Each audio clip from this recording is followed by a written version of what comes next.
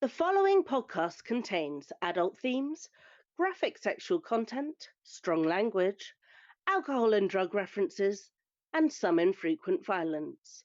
Everything you need for a wild ride. Also, please do remember that this is a work of fiction. Please do not come for us. We're not here to upset you. We're just having a bit of fun. So if any of the characters are familiar to you, or you find similarities with real people or their music, just know that they're all lightly inspired by many of our favorite bands and they are completely fictional. Okay? So let us not get upset about this.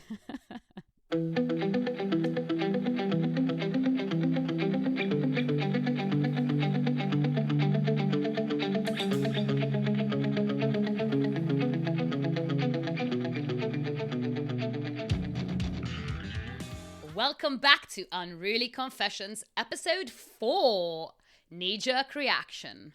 I am one of your hosts, Nicole van Niekerk, and this is your other host, Arabella Gourlay. So last week we left you on a bit of a cliffhanger when Nikki was a little bit in trouble and waiting to enter the cabin. So here is your last week's catch-up from episode Chicken Tramezzini. Ketchup. Like ketchup. Like from me pouring it all over Mike last week. Did you do that on purpose? No. Did you do it on purpose? No. That's such a bad joke. Such a bad joke. I thought it was good. Okay, so go. Well, you go with you then. Okay, give us a recap, woman. What are you waiting for? You, obviously. So, Nicole and the band arrived in Dover. They had dinner on the patio where she met the band manager, Andrew Stevens, was awkwardly asked to give notes on the show that she saw. She then jumped up, slapped her ass and asked, "Does this look like it was made from eating salad?" She is immediately embarrassed, partly because Mike reminds her they are in public and the waiter is sitting right next to her. Standing right next to her.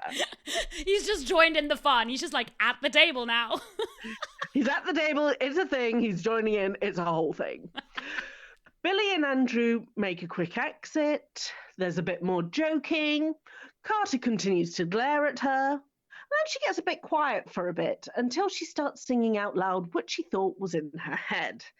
This takes her onto a bit of band worshipping. I mean, who wouldn't? Mike pretends he answered her phone when her dad called earlier, and she completely freaks and accidentally squirts a lot of ketchup on him and is immediately horrified. He leaves, she panics, and the rest of the band tease her until Noah makes sure she's okay before she enters the cabin. And so, on that note, can I just say what I wanted to say before? Yeah. Before we get into this week's episode, because I just want everyone to be on my side. Who thinks I overreacted squirting? I mean, I was accidental, right? But Mike cannot be that angry at me. I mean, it was super provoked, right? It's cruel to make you think that your father has just spoken to a metalhead who's claiming you're on tour to fuck him. Yes, my very open-minded father does not want that information. She's with metalhead ejaculating men. This is scary shit for a father. Exactly. So let us not scare all the fathers. Anyway. So Which is why he knew he would get some sort of reaction out of you. Yeah, the bastard. Hence the joke. He just didn't quite expect to get so messy. Yeah, well, he should be expecting that from now on. You joke, yes. I will fuck your shit up. Yeah, you will. Yeah, you will. All right. Now for episode 4, Knee-Jerk Reaction.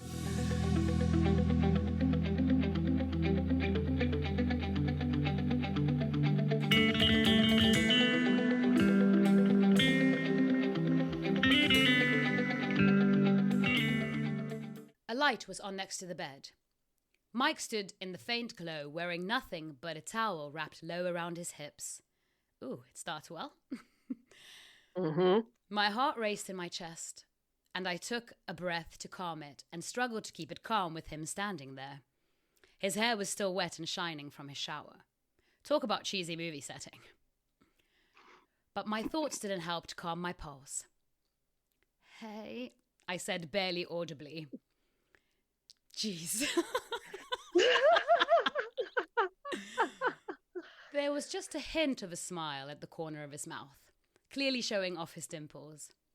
"Would you like to shower?" I didn't expect that. "Isn't he angry?" "If you don't mind, sir." He directed a lazy gesture towards the bathroom on his left. "Thank you, sir." Someone had brought my bag in from the bus, and it was standing next to the bed. I grabbed it and hurried into the bathroom. The walls were cream, with paintings of shells and some old pieces of rope transformed into art. The one window was curtained with blue lace and open. A gentle breeze was blowing through it. There was a mirror above a sink and a tall shower with glass sliding doors. I kicked off by brushing my teeth. I debated whether to take my makeup off or not. I finally decided to take it off since it wasn't doing much for me anyway. "Still not in the shower?" he asked suddenly from behind me. I yelped and swung around to see him standing in the bathroom doorway, still in just a towel. He raised his eyebrows at me questioningly. I controlled my breathing. "Sorry, I didn't expect you to come in here, sir." He gave me a bored look and walked over to me, then turned me towards the mirror by my shoulders. My heart beat frantically. Mike put his hands on my waist from the back and slipped his hands in under my top without breaking eye contact. He pulled it off slowly over my head and dropped it to the floor. Talk about intense. Oh, yeah. He trailed the fingers of his right hand up my stomach and over to the back of my bra, barely grazing my right breast on the way. He unclipped my bra easily, and I heard it fall to the floor. I tensed to stop myself from covering my breasts on impulse. He moved his hands back up my stomach to cover my breasts.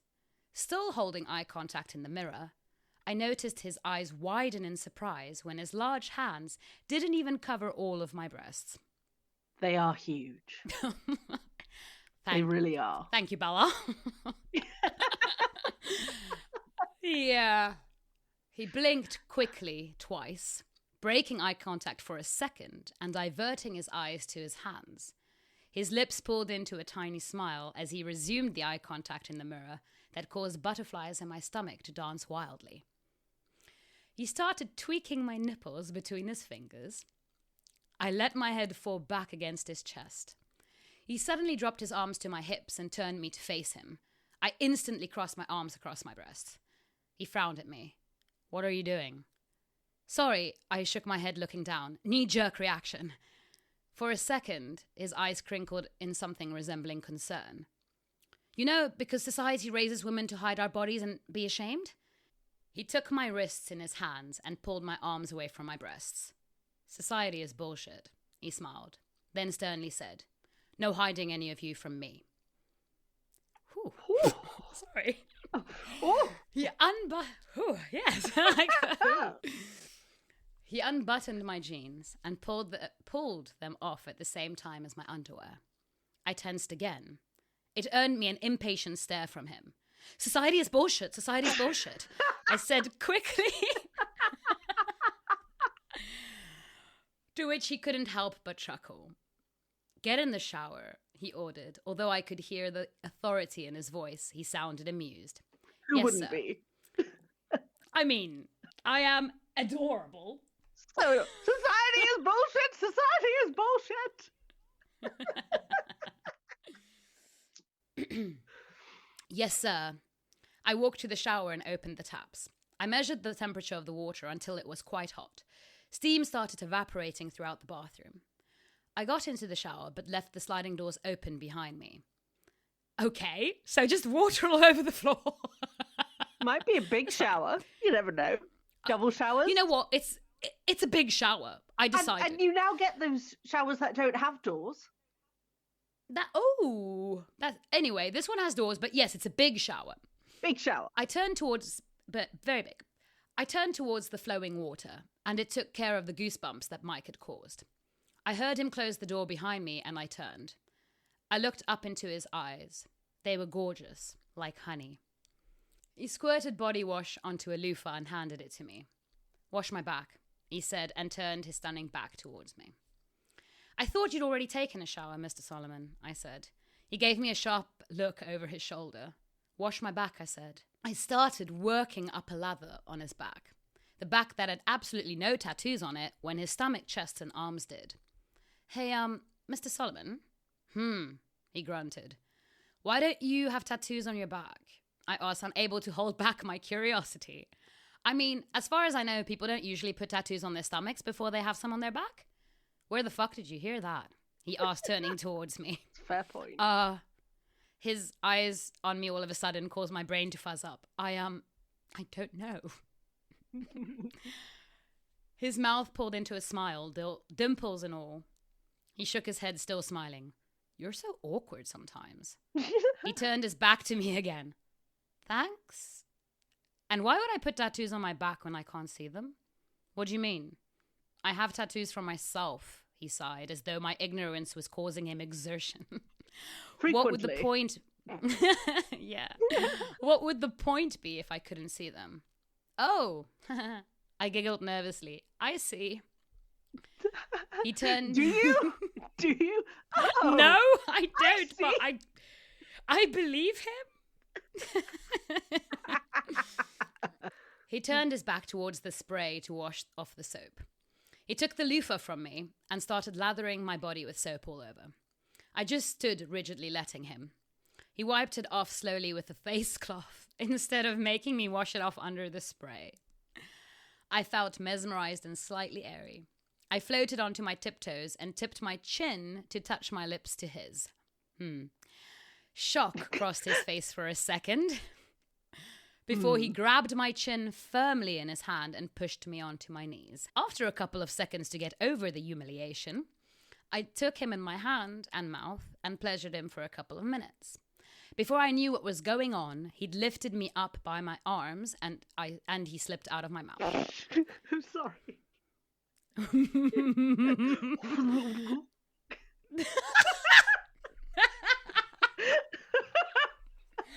Thank you, Bella, for the sound effects, making everyone feel super comfortable. I'm sorry. It tickled me. Same. Tickled me. I mean, the image is a special one. It's yeah.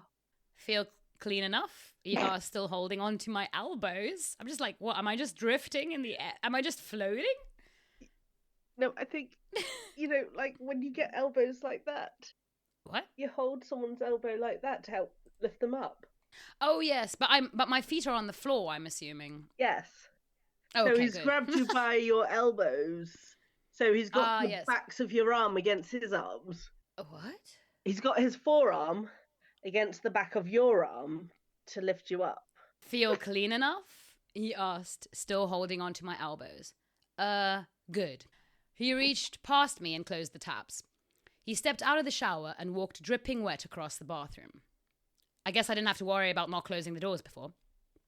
No. I looked after him as he went, but I didn't move an inch. "Are you coming?" he asked over his shoulder as he reached the bathroom door. "Nearly," I whispered to myself. Then out loud, "Yes, sir." I climbed... Oh, my God. I climbed out of the shower and towel dried myself quickly. He didn't seem to be bothered about the drying. I followed him into the bedroom and stopped and stood in the bathroom doorway as he walked across the room to the other side of the bed. Good Lord, this guy is a great specimen of a man. Ain't that the truth? He really was gorgeous, with his body very close to perfect, every muscle skillfully defined. Maybe his penis was just a little too intimidating. "Nicole," he snapped. I realized I had to close my mouth as I was gaping. "What?" "What?" I asked quickly and loudly, crashing back to reality. "Sir, come here." That time, I obeyed without question. He lay down on the bed and snapped his fingers, showing me to get on top of him. He pulled me up to his face and lifted his face to mine slightly.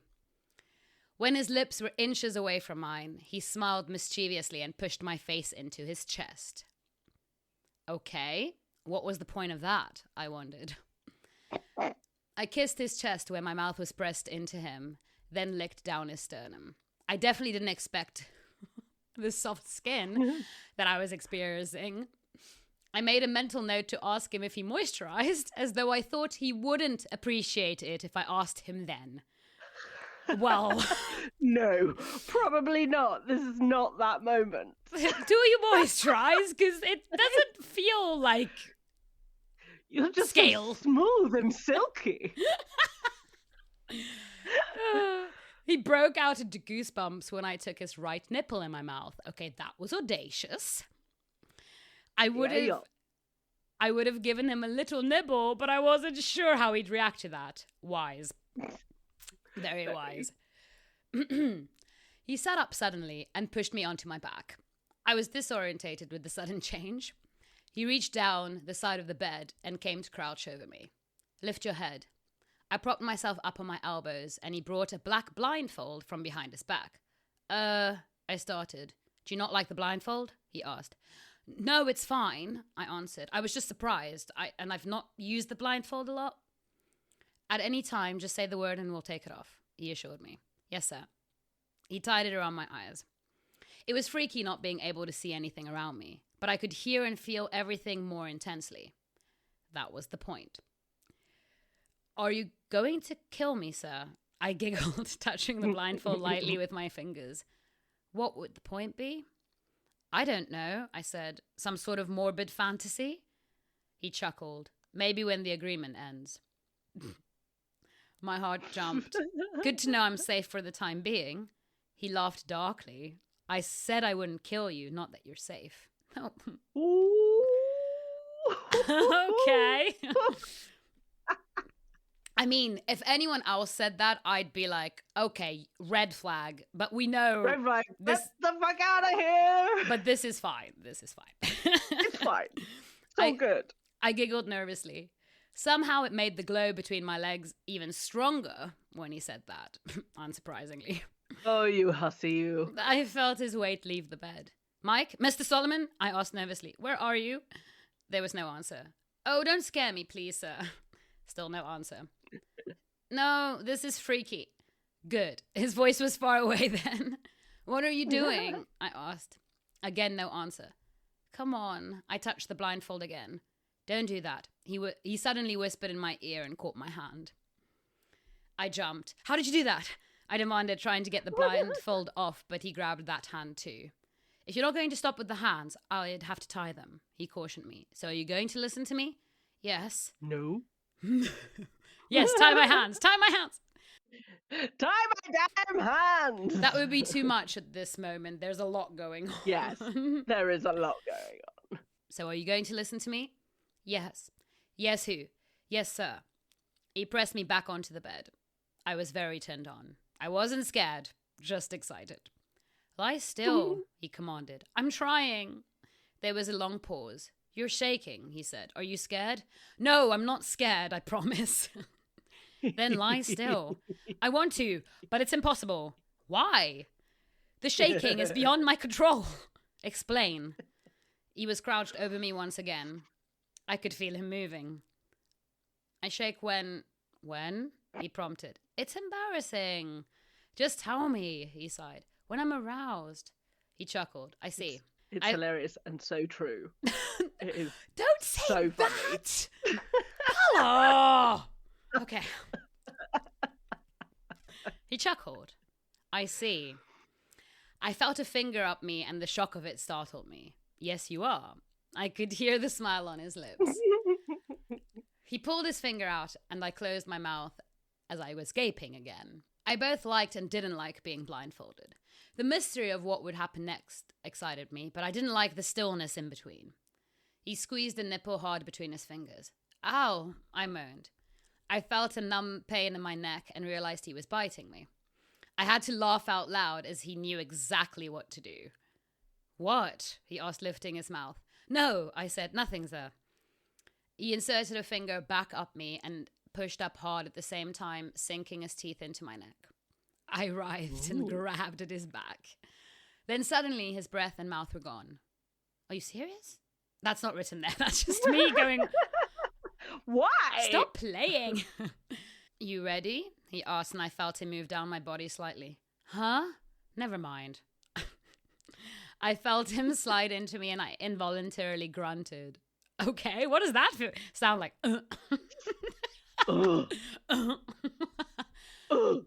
Okay, well okay. Yeah. Sexy. Oh, yeah. Oh, that feels weird. I heard come out of my mouth. Weird? He asked, pausing. Not bad, just weird, I told him. Does it hurt? He asked, concerned. No, I assure you it doesn't hurt, I answered him. Satisfied with my answer, he started slowly thrusting back and forth. I gasped and put my hands on his back, pushing him closer. So, of course, it doesn't hurt. No. He pulled the blindfold off. The sight of his face just increased the ecstasy.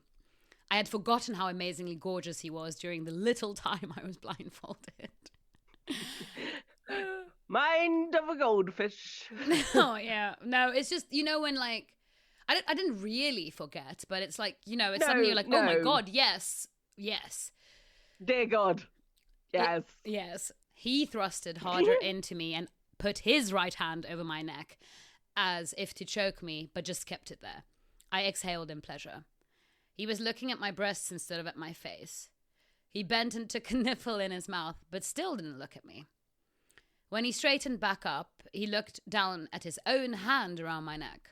Then suddenly he jumped off me and pulled me upright.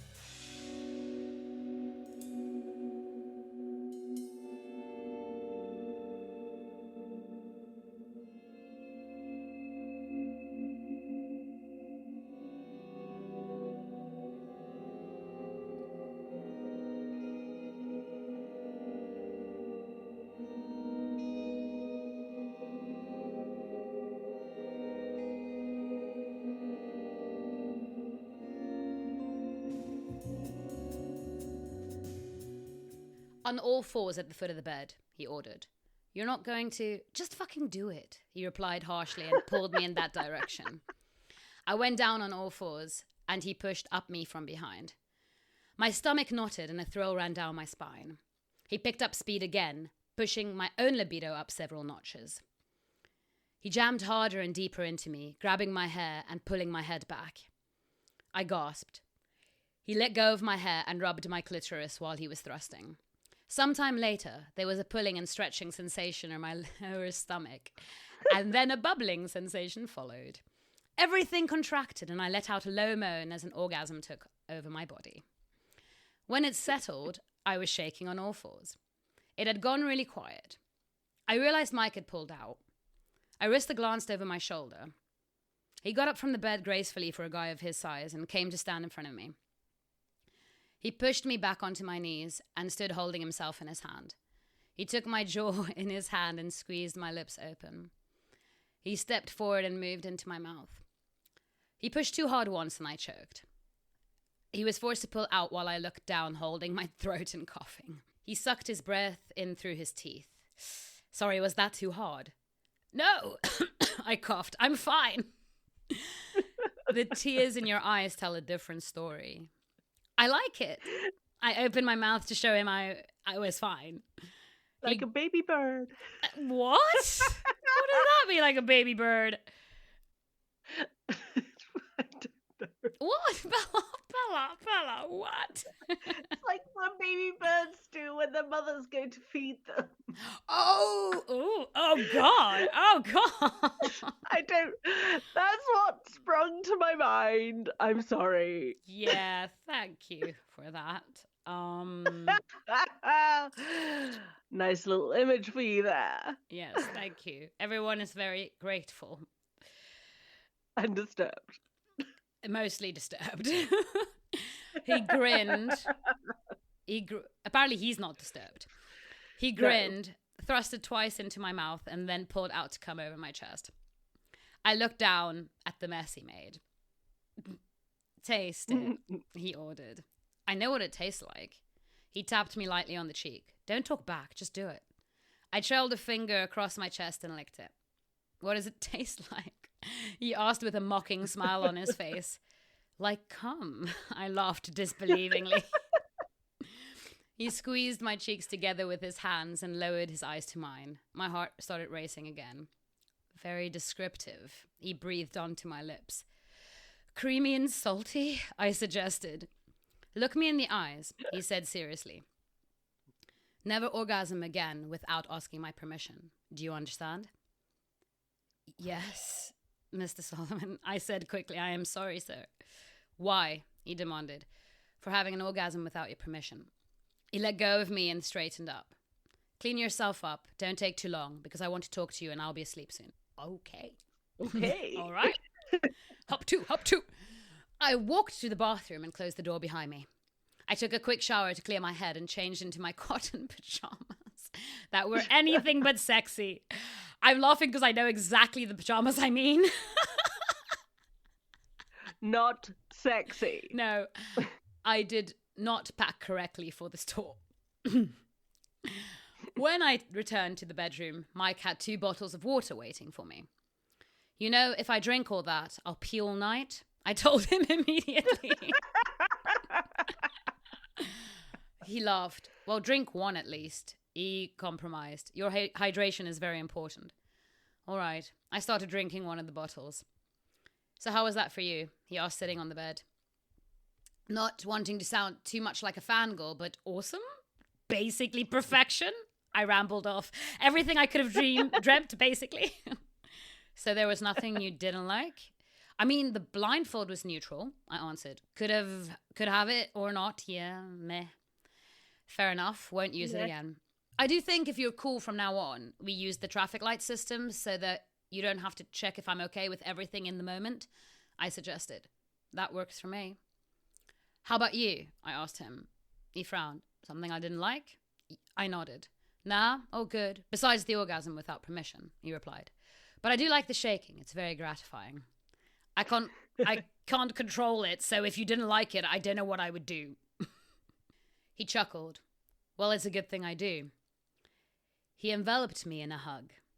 Now I'm getting my ass to bed. He got in the bed and I went to brush my teeth. When I returned, he already appeared asleep in the bed with the bedside light on the opposite side of the bed.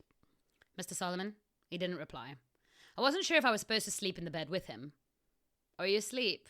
I walked to the left side of the bed so that I could see his face. His eyes were shut. I took advantage of his vulnerable state and made a wanking gesture by his head, laughing internally, because I cannot resist when my brain goes, ha ha ha ha ha, do the thing, ha ha ha, it'll be funny, do the thing. You are a 12-year-old boy. I am. Don't do that, he said lazily without opening his eyes. I yelped and jumped away from the bed in shock. Stop messing around, he said and shifted his weight slightly on the bed. Where do I... Just get in the bed, woman. He opened his eyes and fixed me with an irritated stare. I nodded and walked to the other side of the bed and slipped in under the covers. I wasn't sure how close I was allowed to be to him, so I moved as far away as possible. I almost fell off the bed with the effort. Good night. Night. Oh, I was wondering. I started turning my head towards him. Nicole, he said through clenched teeth. Go to sleep. I felt a little pleasure bubble in my stomach when he said my name. But I pressed on purposefully. Shut up. And that's where this episode ends. Indeed. Thank you for listening to us. We hope you enjoyed that episode as much as we did. Join us next week for episode 5, Aquadoom. Aquadoom. Hanging on to everything you said and everything you did.